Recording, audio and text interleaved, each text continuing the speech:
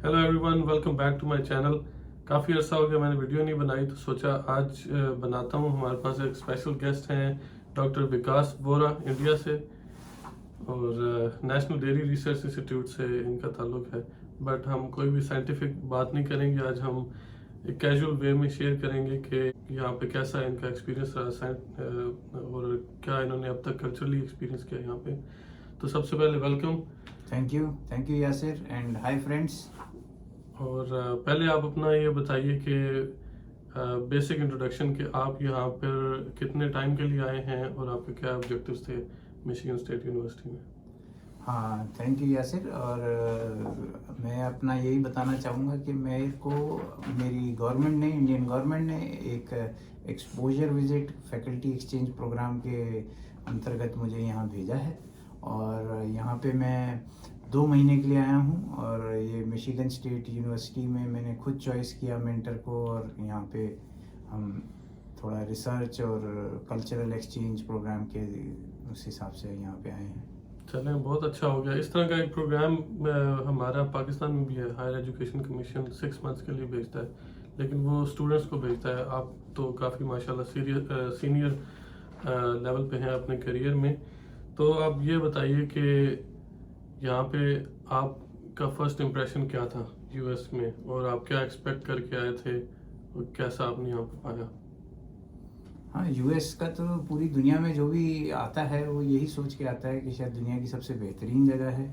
और ख़ास तौर से हम एशिया से जब लोग आते हैं तो यूएस को बड़ी रिगार्ड्स की नज़र से देखते हैं। और इसी हिसाब से मैं भी आया कि भाई लाइफ टाइम अपॉर्चुनिटी है, और कहते हैं हमें यूएस विज़िट करना है, यहाँ के कल्चर देखने हैं, यहाँ की रिसर्च देखनी है, और यहाँ का कैसे माहौल है, क्या हालात हैं, कैसे बेटर लाइफ ऑफ स्टैंडर्ड्स क्या हैं, लाइफ के लिविंग स्टैंडर्ड्स क्या हैं।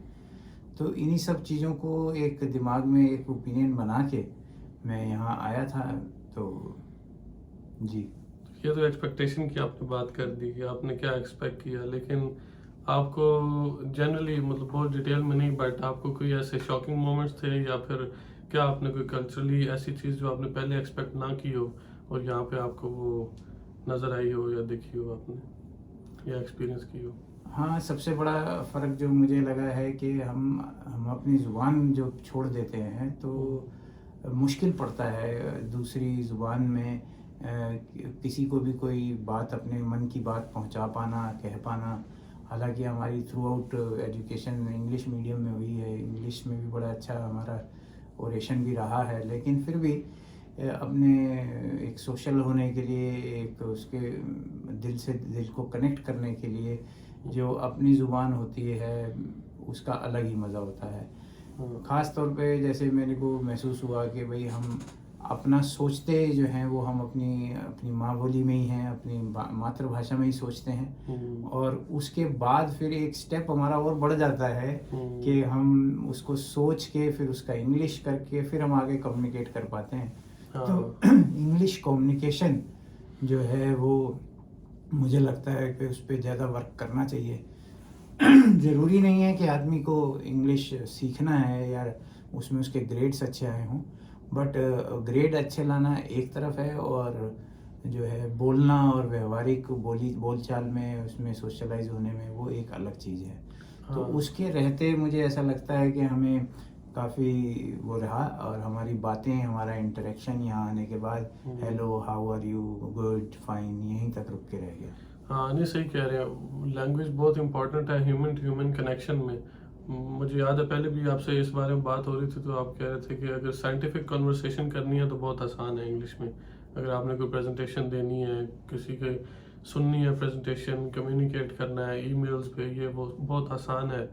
लेकिन अगर आपने किसी से दोस्ती करनी है, यारी जिसको कहते हैं करनी है, या आपने सोशलाइज करना है, तो फिर थोड़ा सा मुश्किल हो जाता है, क्योंकि जोक्स ही डिफरेंट होते हैं। अगर आपने जोक करना है किसी के साथ, कोई लतीफ़ा सुनाना है, वो आपके हमारे ज़ुबान वाले डिफरेंट है, इंग्लिश में डिफरेंट है।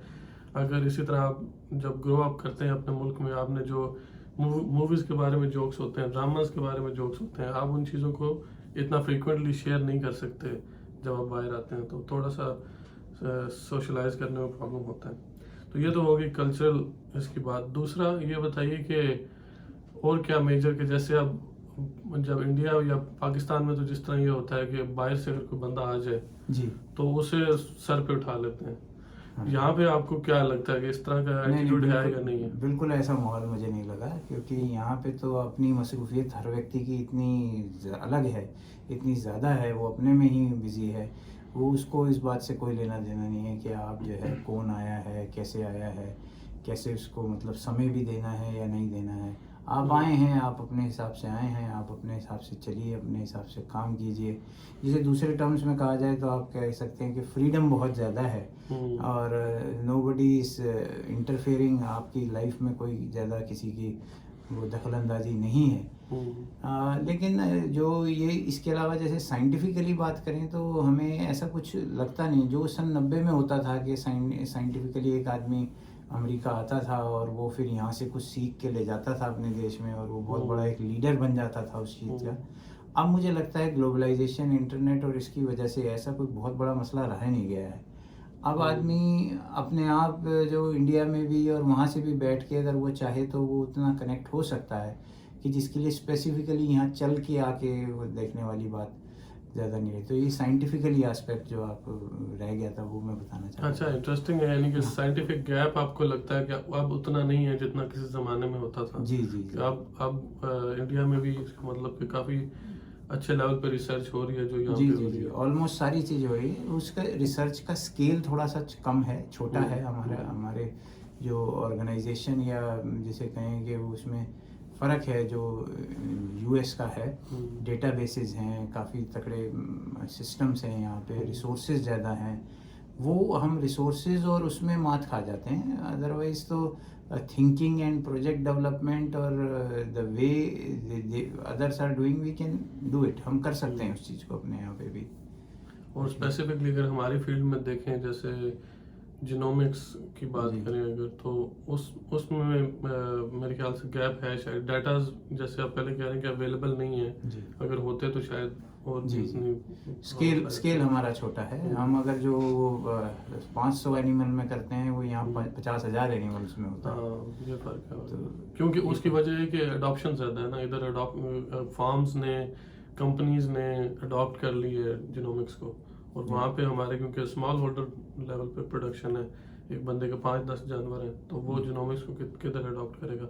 तो और जो रिसर्च स्टेशन हैं उनमें तो डाटा इकट्ठा करना होता ही बहुत मुश्किल है। यहाँ पे भी जो रिसर्च स्टेशन है छोटे ही होते हैं, 100, 200, 300 एनिमल से ज़्यादा रिसर्च स्टेशन बड़े नहीं होते, पर तो वो मिला के 50 ऐसे जो है रिसर्च स्टेशन कोलैबोरेशन इकट्ठे कर लेते हैं। सही कह रहे हैं। तो आप ये बताइए कि जो अगर आपने मैक्सिमम बेनिफिट उठाना है यूएस में ट्रेनिंग का, तो करियर के किस स्टेज पे आना चाहिए? क्या अर्ली करियर रिसर्चर्स को आना चाहिए या या जिस तरह आप सीनियर लेवल पे हैं, प्रिंसिपल साइंटिस्ट हैं वहाँ पे, इस लेवल पे आना चाहिए? क्या लगता है? जी जी जी, नहीं ये बहुत अच्छा सवाल है आपका, और इस सवाल पे मैं ये कहूँगा कि जितना जल्दी, सूनर इज़ दी बेटर। एक लाइन में तो यही जवाब है। क्योंकि मैं जैसे अपना देख रहा हूँ, मैं मिड करियर के उसमें आया हूँ, तो मुझे ये लगता है कि भाई हम बहुत कुछ सीखने के पॉइंट ऑफ व्यू से जो बेसिक्स हैं उसकी उम्र निकल चुकी है, और बहुत कुछ देने के लायक हम अभी हैं नहीं। हम ना उस पोजीशन में नहीं है कि हम कोलैबोरेशन दे सकें या कुछ एक्सचेंज कर सकें यहाँ पे। तो जितनी जल्दी हो सके उतनी जल्दी आना चाहिए। मास्टर्स पीएचडी में अगर आ जाता है आदमी तो वो अपने आप में यहाँ बेहतर अकोमोडेट कर सकता है, क्योंकि वो नई चीज़ें सीखेगा, उसको वर्क एनवायरनमेंट यहाँ का सूटेबल लगेगा। और वो जो मैंने इंडिपेंडेंस की बात कही, वो भी उसको बहुत फ़र्क पड़ता है। जैसे कि कहा जाता है कि जब आदमी खुद इंडिपेंडेंट हो जाता है तो वो अपनी गलतियाँ और अपने अच्छे कामों को खुद एक्सेप्ट करता है, बजाय उसके कि जब उसको कोई काम थोपा जाए, उसके पीछे उसको उसकी कहते हैं बार बार उसकी इवैल्यूएशन की जाए, उसका डंडा लेके जिसे कहते हैं ना हमारे उसमें, कि भाई उसकी स्क्रूटनी की जाए, जबरदस्ती काम करे। तो वो यहाँ नहीं है। और यहाँ पे अगर एक रिसर्चर है तो वो एक फैकल्टी है, तो वो अपने आप में मसरूफ़ है और वो केवल रिसर्च का काम कर रहा है। हमारे यहाँ पे जो है वो और एडिशनल रिस्पॉन्सिबिलिटीज़ इतनी ज़्यादा दे दी जाती हैं एक मुलाजिम को कि वो कहीं ना कहीं उसका सारा टाइम जो है वहाँ खर्च होके रह जाता है। तो कुछ बचता नहीं है जो एक हम डिवोशन से सीखने के लिए और करें।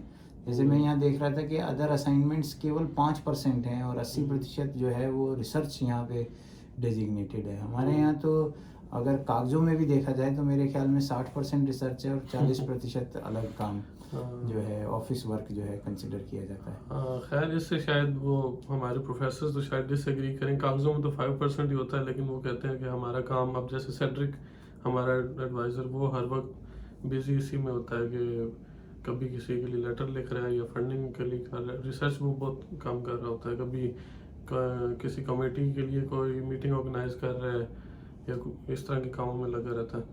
तो कहना उनको तो शायद 5% ही है इधर सर्विस, अच्छा 80% रिसर्च, 5% सर्विस, बाकी टीचिंग, लेकिन होता मेरे ख्याल से ज़्यादा ही है काम। वो लगता है कि दोनों जगह पे वही हाँ, चीज़ें हैं जी। बिल्कुल।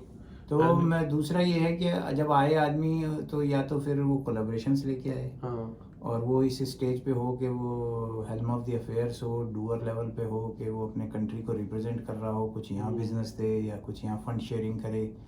तो उस तरीके से अगर आए तो तब बेहतर है, या फिर इनिशियल स्टेज पे आए और यहीं पे सीखे और यहीं का होए तो वो ज़्यादा बेहतर हाँ, एज अ स्टूडेंट मतलब आप नई स्किल्स सीखें जो पहले नहीं अप्लाई हो रही हैं और वापस जाके बंदा उसको अप्लाई करने की कोशिश अप्लाई जी जी। एनीवेज बहुत मज़ा आ रहा है मुझे भी, पिछले महीने डेढ़ से हम साथ हैं तो मुझे भी इंडिया के बारे में बहुत कुछ पता चलता है, और at the end of the day मुझे लगता ही है कि इतना ज़्यादा फ़र्क नहीं है सोसाइटी में, काफ़ी ज़्यादा सिमिलैरिटीज़ हैं, और फाइनेंशियली भी, सोशली भी, काफ़ी चीज़ों में, और बहुत मज़ा आ रहा है।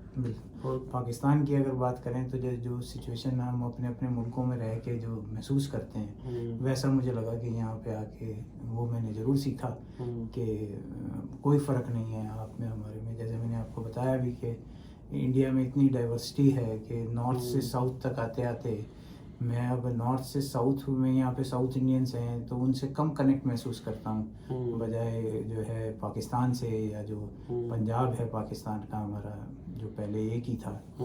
तो वहाँ से जब मिले हैं तो मुझे ये लगता है कि भाई फ़िलासफ़ी भी सेम है, हमारी हिस्ट्री भी सेम है। अब कोई कुछ भी कहे वो सब सियासत वालों का काम है, लेकिन एज ए इंसान जो है वो मुझे तुम्हारे में और अपने में कोई फ़र्क महसूस लगता नहीं। अगर हम यहाँ खड़े हो जाएं तो पता नहीं चलता कि हम कहाँ से हैं। उस दिन सेड्रिक भी परेशान था कि कैसे इतना हाँ, परेशान था कि हम किसी और ज़ुबान में बात कर रहे हैं, आपस में उर्दू में कर रहे थे।